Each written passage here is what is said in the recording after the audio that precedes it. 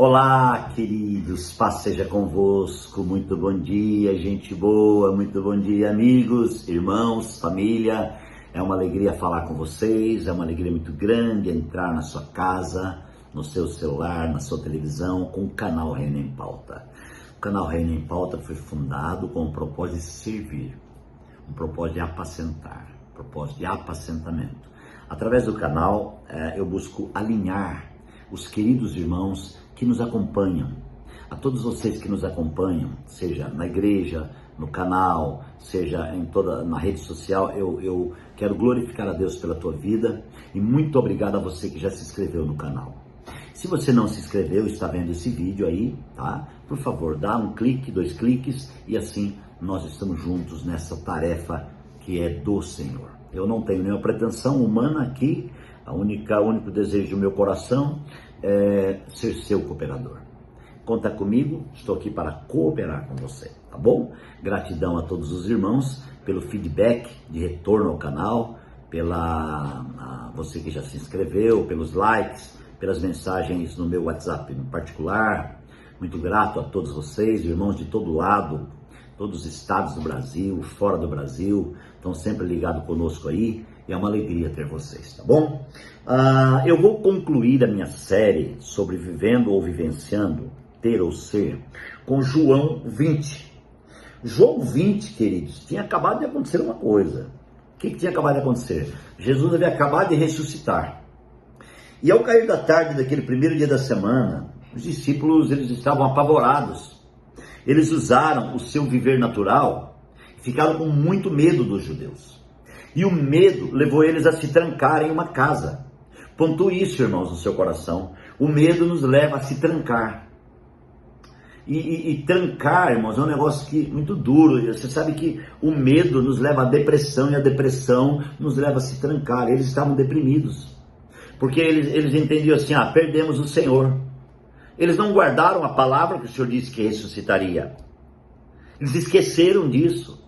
Da mesma forma que muitas vezes nós esquecemos que o Senhor disse que vai voltar. E hoje existem muitos crentes que já não acreditam mais no arrebatamento da igreja, não acreditam mais que Jesus vai voltar. Estão vivendo a sua vida, uma vida natural, irmãos, sem se preocupar com a sua vida espiritual, não entende mais que Jesus vai voltar. Então aqui eles estavam trancados. Essas portas trancadas têm muito significado, é muito significativa para nós. Quantas vezes o medo nos leva a trancar a porta? A porta da comunhão, por exemplo. O medo nos leva a trancar a porta da comunhão. Nós fomos decepcionados por uma pessoa e agora trancamos a porta da comunhão com outra pessoa, porque achamos que vai acontecer o mesmo. Deixa eu falar uma coisa para você. Nessa reflexão, Deus quer nos libertar desse tipo de problema. Se você trancou a porta para o irmão porque você se decepcionou com o outro, meu irmão, não compare as pessoas. O Senhor quer destrancar a sua porta. O Senhor vai entrar por essa porta, irmãos, e olha, Ele vai tocar em você. Os discípulos estavam trancados, decepcionados e com muito medo. De repente, o que aconteceu? A Bíblia diz em João 20, 19, que o Senhor entrou na porta sem bater. O Senhor entrou porque o Senhor ama os discípulos. O Senhor entra em você, o Senhor está entrando na sua porta, na porta da sua casa, porque o Senhor ama você. O Senhor entrou e disse, paz seja com vocês.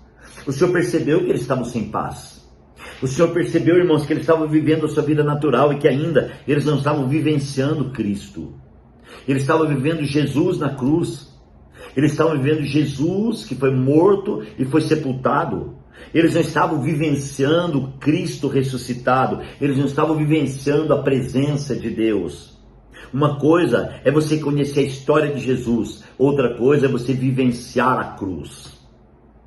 Uma coisa é você ser perito em contar a história de Jesus. Outra coisa é você ter ele dentro de você, irmão, governando o seu ser completo. Então os discípulos de repente vê a porta abrir e uma voz que fala, paz seja convosco.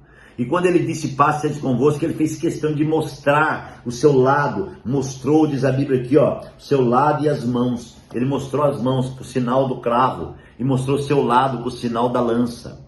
Quando Jesus mostra, irmãos, as mãos com o sinal do cravo, ele diz, eu sou Jesus que fui para a cruz por vocês. Quando ele mostra o lado furado, ele diz aqui, eu vou revelar para vocês o que eu vou fazer agora. Eu vou constituir a minha igreja agora. porque o furo do lado, irmãos, saindo água e sangue, representa a constituição da igreja, a noiva de Cristo, a mulher de Deus. Ele está querendo mostrar que lá em Gênesis, irmãos, Deus operou Adão do seu lado e tirou a mulher de dentro de Adão usando o seu lado.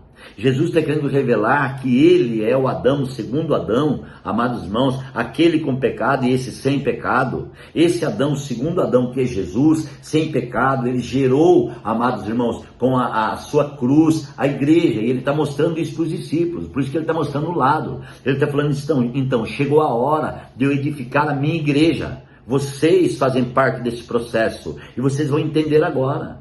Então ele fez questão de mostrar as mãos e o lado. Você entende, irmão? O lado é muito importante você ver. É muito importante você entender as coisas no Espírito. E os discípulos agora olham aquilo e a Bíblia diz que eles se alegraram no Senhor, mas novamente Jesus diz: paz seja convosco.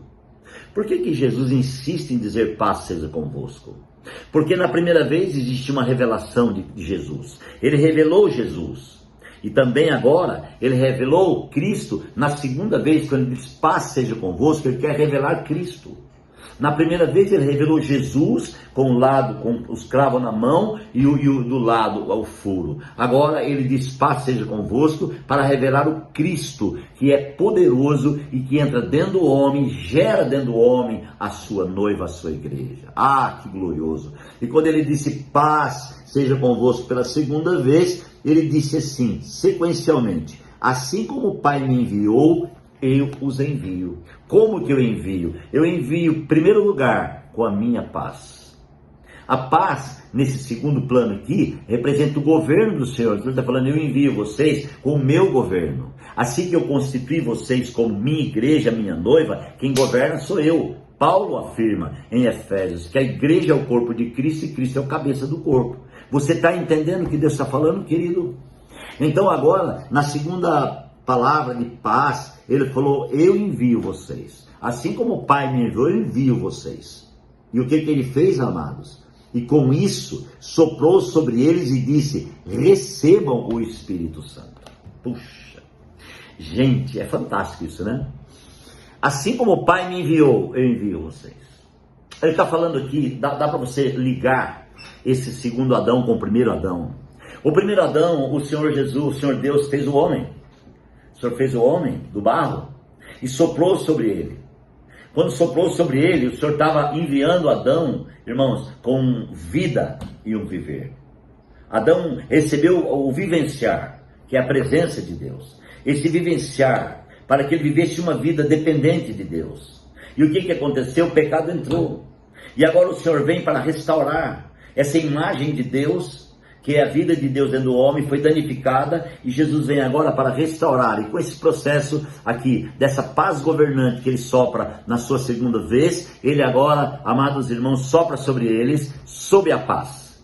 Então, sob o governo de Cristo, ele sopra a vida. Quando ele sopra, o que ele faz? Ele vai para dentro deles. O sopro, ele inflou-se para dentro deles, ele entrou dentro deles. Porque Jesus Cristo é a vida, e a vida está no seu sopro, e ele agora sopra, aleluia. A partir daí, queridos, os discípulos recebem uma coisa diferenciada, é aquilo que eu e você recebemos, é a vida de Deus, a vida que está dentro de nós, e agora eles recebem essa vida, e a vida dentro de nós, irmãos, é para vivenciar, não é para viver a vida natural.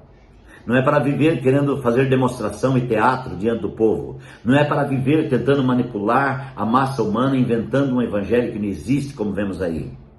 Irmãos, a vida de Cristo entrou em nós para vivenciar o governo e o senhorio de Deus. E a partir dessa visão, então, a igreja é edificada. Você está entendendo, irmão?